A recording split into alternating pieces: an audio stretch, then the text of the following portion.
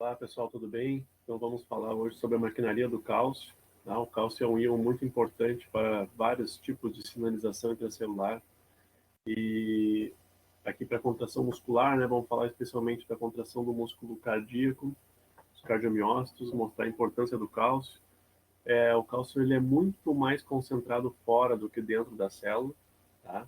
Isso é uma informação importante, porque como o cátion, né, mais concentrado fora do que dentro da célula, o influxo de cálcio vai promover uma despolarização da célula.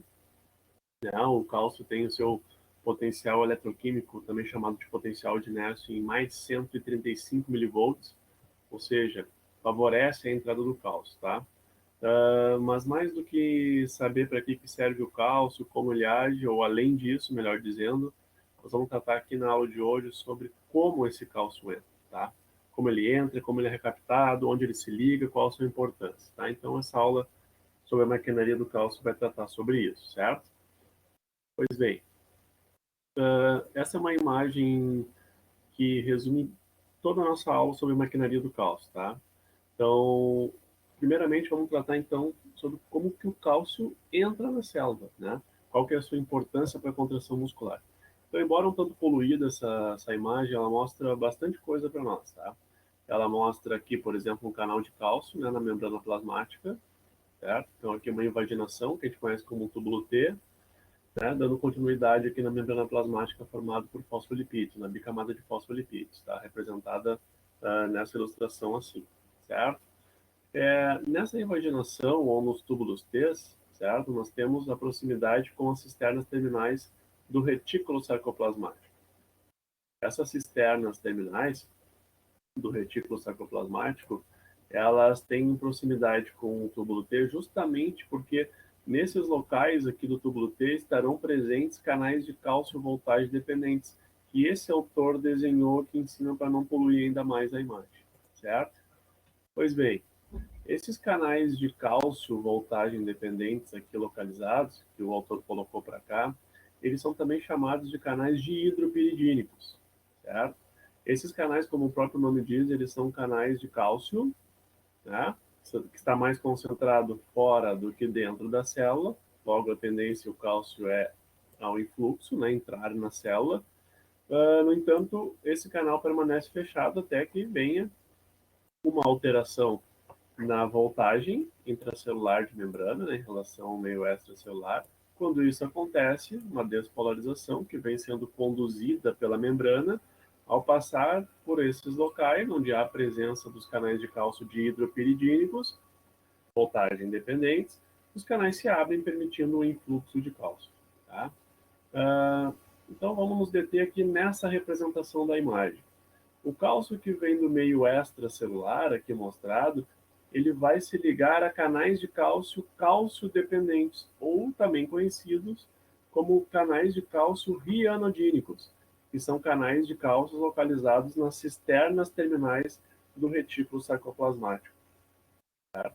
Esses canais de cálcio cálcio-dependentes, ou rianodínicos, eles vão permitir o influxo adicional de cálcio, mas agora oriundo do retículo sarcoplasmático, que é aquela organela que armazena cálcio em grandes concentrações. Tá? É muito importante, né, que tenhamos uma concentração intracelular de cálcio baixa, né? Tanto para manter o músculo não em estado de contração, quanto para outros tipos de sinalização, como, por exemplo, a morte celular programada. Tá? Pois bem, então, com essa oscilação de voltagem e abertura dos canais de cálcio dihidropiridínicos, entra cálcio, e esse cálcio promove a saída do cálcio do retículo sarcoplasmático. Então, há um grande influxo de cálcio, um influxo adicional de cálcio, e esse cálcio, como nós vimos na aula de contração muscular, no músculo estriado, que se assemelha muito, né, ao estriado esquelético, melhor dizendo, que se assemelha muito ao estriado cardíaco, esse cálcio vai se ligar na troponina C, como aqui está representado. Ao se ligar na troponina C, ele vai tracionar a tropomiosina, né? E desta forma, descobrindo os sítios de ligação da actina para que eles venham a interagir formando as pontes cruzadas com as cabeças da miosina, logo tensão muscular, com aquilo que a gente já discutiu previamente. Ok, então é assim que o cálcio entra, né? Ele vai então se ligar na troponina C, promovendo a contração muscular. Agora, também muito importante nós pensarmos em como esse cálcio é retirado do citosol, promovendo, né, obviamente, o relaxamento desse músculo. Então, eu vou destacar aqui para vocês 3 maneiras principais ou mais importantes que esse cálcio sai do meio intracelular. Elas estão mostradas aqui na imagem, nessa representação à direita aqui. Mas eu abro um parênteses para salientar que o retículo sarcoplasmático mostrado aqui à esquerda também tem uma representação à direita. Tá? Não foi colocado aqui na imagem justamente para ela ficar mais didática e não poluída. Mas nós temos um retículo aqui, um retículo do lado de cá. Por isso que alguns autores chamam de tríade. O que é uma tríade? Túbulo T, retículo e retículo. Tá? Ok, mas vamos voltar aqui para o nosso foco do momento, que é a retirada do cálcio do meio intracelular, dificultando ou minimizando a sua ligação com a troponina e, consequentemente, o relaxamento muscular. Nós temos uma bomba de cálcio na membrana plasmática, tá? Como o nome já diz, bomba de cálcio, bomba é igual a transporte ativo primário. Então, nós vamos ter o quê?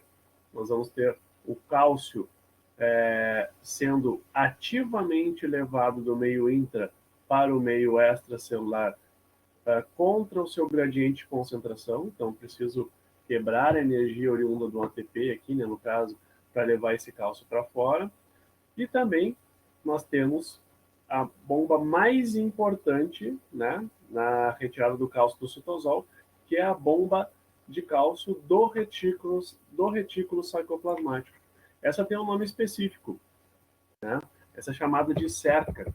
Né? Cerca é oriunda de sarcoplasmático endoplasmático retículo cálcio ATPase. Em outras palavras, é a nossa bomba de cálcio, certo?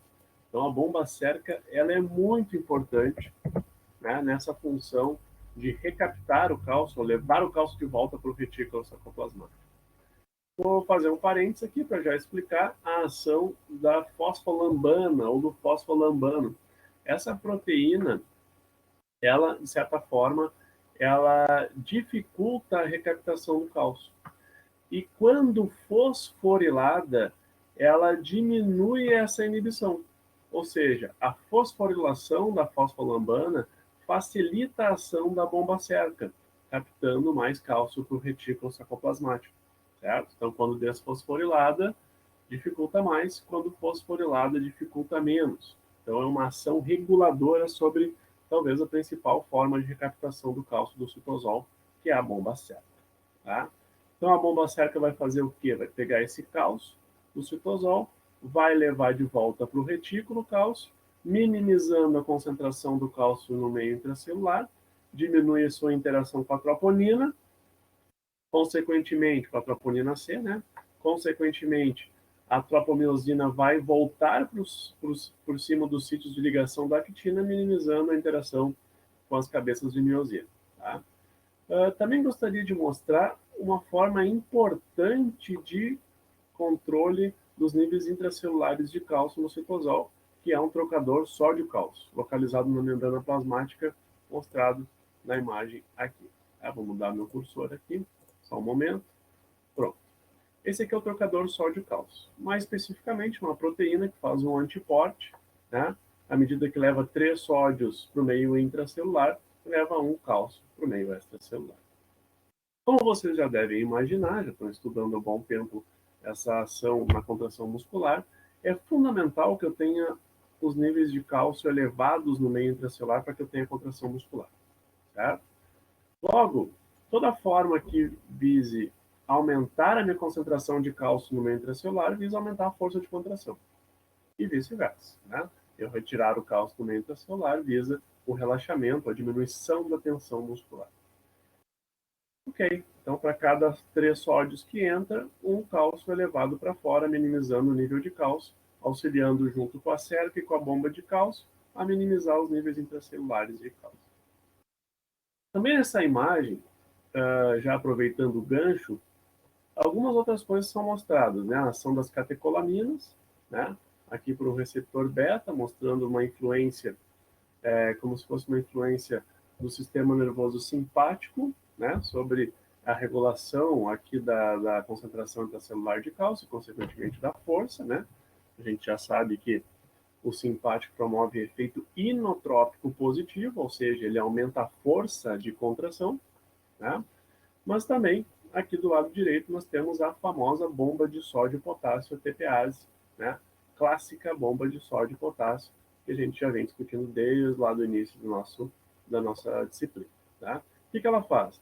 Ela quebra um ATP, pega sódio de onde tem onde o sódio está menos concentrado e joga para onde ele está mais concentrado. Ou seja, quebra o ATP para fazer um transporte ativo primário, né?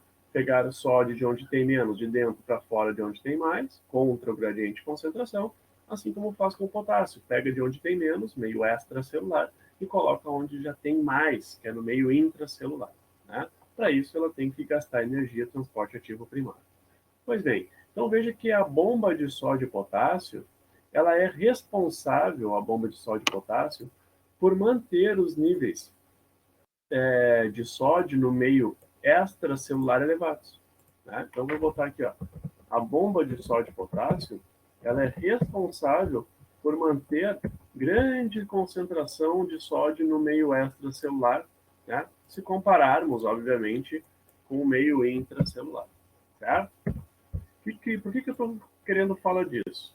Porque o sódio mais concentrado no meio extracelular, o que ele tende a fazer, se for permitido a ele isso? Influxo, né? Tem um gradiente elétrico, tem um gradiente químico que favorece a entrada do sódio. Tá? Isso é muito importante para quando olharmos para a ação do trocador. Vejam que o trocador, ele depende da concentração do sódio maior fora da célula para justamente esse sódio tender a entrar a favor do seu gradiente e, em consequência disso, ele trocar, jogar um cálcio para fora. Qual que é o resultado final? Veja, o sódio entra, mas logo é jogado para fora pela bomba. Qual que é o resultado? Nós temos uma diminuição, né, efetiva da concentração intracelular de cálcio. Por que, professor, que está falando tudo isso? Porque eu estou salientando para vocês que esse trocador sódio-cálcio é um clássico transporte ativo secundário. Não quebra o ATP, a proteína, mas ela se usa do gradiente gerado pela bomba de sódio e potássio. Transporte ativo secundário, certo? Para finalizar essa explicação, né, já que estamos falando do transporte ativo secundário, e aqui essa imagem salienta, né, a influência de glicosídeos cardíacos, veja o que está escrito aqui, né? Os glicosídeos cardíacos inibem a bomba de sódio e potássio de forma específica sobre os cardiomiócitos, o que resulta no acúmulo intracelular de sódio. Vamos ver, com calma. A bomba de sódio e potássio joga o sódio para fora, né, contra o seu gradiente de concentração.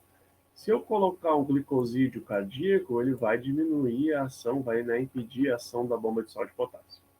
Vai parar de jogar sódio para fora. O que vai acontecer? Indo menos sódio para fora, né, o gradiente de concentração vai diminuir, certo? Desfavorecendo a entrada do sódio. Qual que é a consequência disso, da utilização dos glicosídeos cardíacos? Eu, utilizando os glicosídeos, o meu resultado é uma maior concentração de cálcio. Né? Aqui vai ficar ruim de desenhar com esse cursor, com esse lápis.